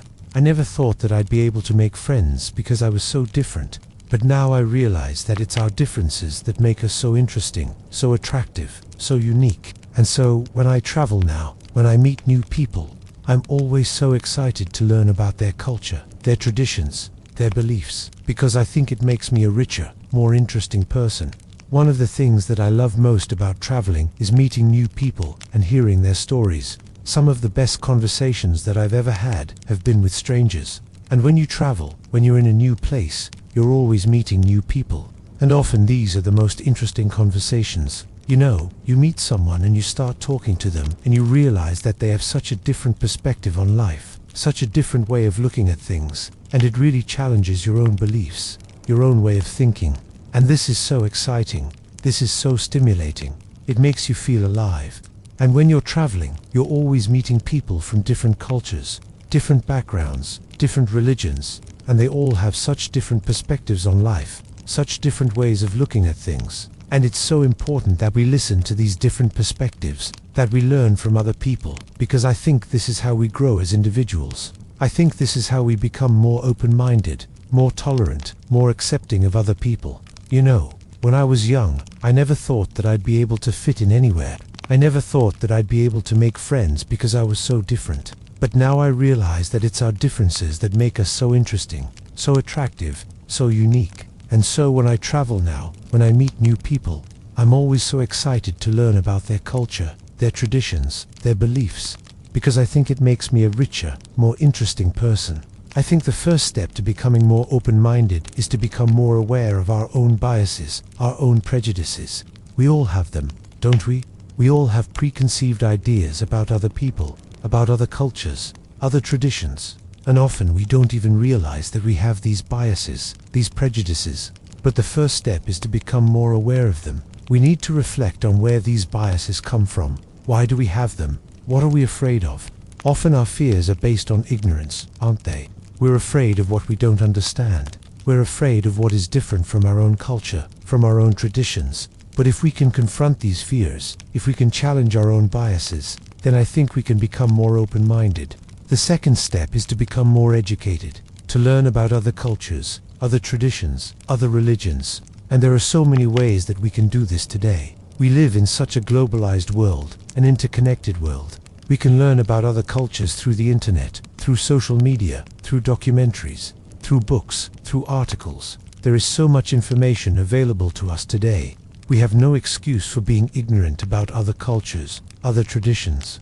And when we learn about other cultures, we need to be respectful. We need to be sensitive. We need to be aware that these are real people with real feelings, real emotions. We cannot make fun of other cultures. We cannot mock them. We cannot belittle them. We need to be respectful because every culture is worthy of respect. Every tradition is worthy of respect. And the third step to becoming more open-minded is to actually experience other cultures. Firsthand, to travel, to meet new people, to try new foods, to listen to new music, to experience all of the different things that this world has to offer. And when we travel, when we meet new people, we need to be humble. We need to be respectful. We need to be aware that we don't know everything. We need to be willing to learn from other people. You know, when I was younger, I was so critical of other people, of their cultures, of their traditions. I thought that my way was the only right way. But now I'm so grateful for all of the different experiences that I've had, all of the different people that I've met, all of the different things that I've learned. And I know that it's made me a better, more interesting, more tolerant, more accepting person. So yes, we may have different dialects. We may have different accents. We may speak different languages. But these are just superficial differences. They do not define who we are. They do not define our character. They do not define our worth as human beings. We are all equal. We are all brothers and sisters. And I hope that one day we can all live together in peace and harmony. Looking forward for that day. From the oldest to the youngest, we're all just walking stories. Each one of us, every single one of us, are the product of an unbroken line of ancestors that stretched back thousands of years. From our earliest memories, we carry within us the whispers of those who came before us, the lessons they learned, the mistakes they made, the values they held dear, and the hopes and dreams they dared to dream. We're the inheritors of their legacy, the keepers of their stories, and it is this inheritance that gives meaning to our existence and guides us through the complexities of life. As children, we learn the world through the stories our parents tell us. Their words paint pictures in our minds, shaping our understanding of right and wrong, bravery and fear, love and loss. These stories become the foundation of our moral compass, influencing the decisions we make and the actions we take. But as we grow older, we realize that these stories are not just tales from the past. They're threads in the rich tapestry of our identity. They connect us to our heritage, our culture, and to the generations that have come before and will come after us. Yet life can sometimes be cruel and unexpected. In the blink of an eye, it can snatch away the ones we love, leaving us to navigate the world without their guiding light. When my father left this world, it felt like a part of me had been ripped away. I was left with more questions than answers, searching for solace in the memories we shared. My mother, bless her soul, tried her best to fill the void, but she, too, eventually succumbed to the relentless march of time, leaving me to face the world alone. Amidst my grief, I found myself drawn to the attic, a place filled with the echoes of laughter, the remnants of a life well lived. Among the dusty relics of the past, I stumbled upon an old trunk, its surface worn with time, holding secrets from days gone by. With trembling hands, I lifted the lid, revealing stacks of yellowed letters tied together with a faded ribbon. As I delved into these forgotten treasures, I felt a profound connection to my parents. Their hopes and dreams, their joys and sorrows, their love for one another and for me. Their words resonated through time, whispering tales of resilience, love, and the unbreakable bond of family. It was as if they were reaching out across the chasm of years, sharing their stories, their laughter, their very souls. Through their words, I saw them not as distant figures from the past, but as living, breathing individuals, their spirits dancing in the attic's dusty light. It was a revelation that brought me comfort and strength. I realized that my story is not an isolated one. It's a continuation, a link in the chain of existence that binds us all. Just as my parents once walked this earth, sharing their stories and shaping my life, it's now my turn to do the same. To nurture connections, to pass on the wisdom I've gained, and to ensure that the stories that have shaped me continue to inspire and guide those who come after me. This inheritance is not just a burden, it's a privilege and a responsibility. It reminds me that I am part of something bigger than myself, part of the grand narrative of life itself. Each one of us is born into a unique moment in history, shaped by the events that unfold around us. Yet despite the differences in our circumstances, the human experience is a universal constant, whether we live in times of peace or endure the harsh realities of war. Our emotions, our hopes, and our dreams transcend the boundaries of time. My story began in the heart of London during the turbulent 1940s.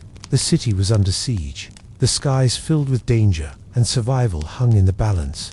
Amidst the chaos, my parents found solace in each other, their love story unfolding amidst the ruins of a nation at war. It was a testament to the resilience of the human spirit, the unwavering belief in a brighter tomorrow. Their journey became a cornerstone of my own story, a reminder that even in the darkest of times, hope and love can prevail. But life's journey is not always a smooth one. Challenges and setbacks are inevitable, testing our strength and resilience. At the age of 10, I faced a profound loss, an event that shook me to my core. My brother's passing left a void in our lives, a wound that time could not fully heal. Grief can be a heavy burden, but it also has the power to shape us, to mold our perspectives and deepen our empathy.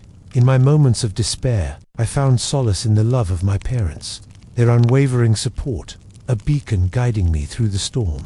The pain of losing a sibling forged a bond between my brother and me that even death could not sever. I carried him in my heart, his memory a source of strength and inspiration. It was a profound realization that life is fragile, precious, and that each moment should be cherished. This experience instilled in me a deep sense of gratitude for the gift of life and the importance of living it to the fullest. As the years passed, I had the privilege of witnessing the profound impact my parents had on the world around them. Their acts of kindness, big and small, created ripples that touched countless lives.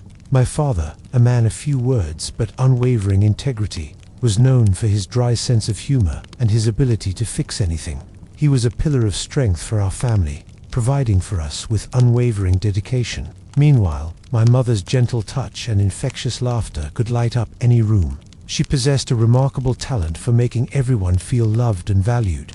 Together, they created a home filled with warmth and laughter, a sanctuary where we were free to explore, dream, and grow. As I embarked on my own journey into adulthood, The lessons they had instilled in me became my guiding stars. The values of honesty, compassion, and resilience shaped my path, helping me navigate the complexities of life with grace and determination. I found solace in knowing that their love and guidance would forever be my compass, leading me towards the shores of happiness and fulfillment. And yet, despite the enduring power of family bonds, life has a way of testing our connections. Distance, career, and the passage of time can sometimes strain even the closest of ties.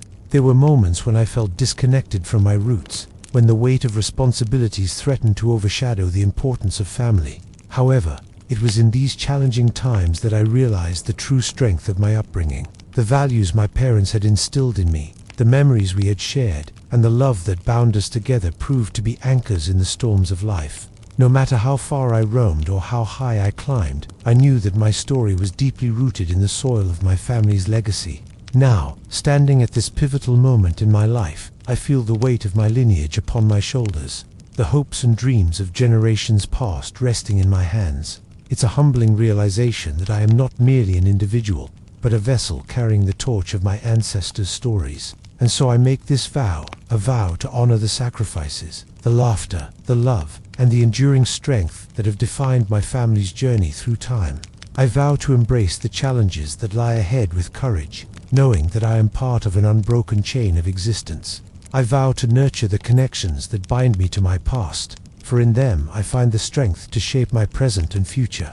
I may not remember every word they said or every lesson they taught, but their essence, their spirit, their very being remains woven into the fabric of my soul. I am a product of their love, their sacrifices, and their dreams, and it is with this profound sense of gratitude and responsibility that I carry their stories within me, ensuring that they live on through the chapters of my own life. Just as we inherit the stories of our ancestors, we too will pass on our own tales to future generations. Our story doesn't end with us, it flows into the next chapter, becoming part of a grand narrative that stretches beyond our own lifetimes. We're all part of a vast, intricate tapestry, connected by invisible threads of shared humanity. Through our stories, we connect with people across time, bridging the gaps between generations and cultures.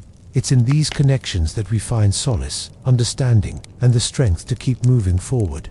Our stories have the power to inspire, to heal, and to unite us. They remind us that we're not alone in this world, that there are others who have walked similar paths, who have faced similar challenges, and who have emerged stronger because of it. So let us embrace the power of our stories. Let us share our experiences, both the triumphs and the struggles, for in doing so, we create a sense of community, a sense of belonging. Let us be the bridge between generations, carrying the wisdom of the past into the future. For I believe that it is through our stories that we truly come alive.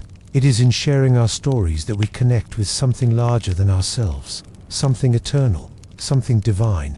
So let your story be a light that shines brightly in the darkness, a beacon of hope for those who need it most. Let it be a testament to the strength, the resilience, and the unwavering spirit of humanity. For your story matters. It has the power to change lives, to inspire hope, and to bring people together. Don't be afraid to share it, to embrace it, and to let it guide you on your journey through life.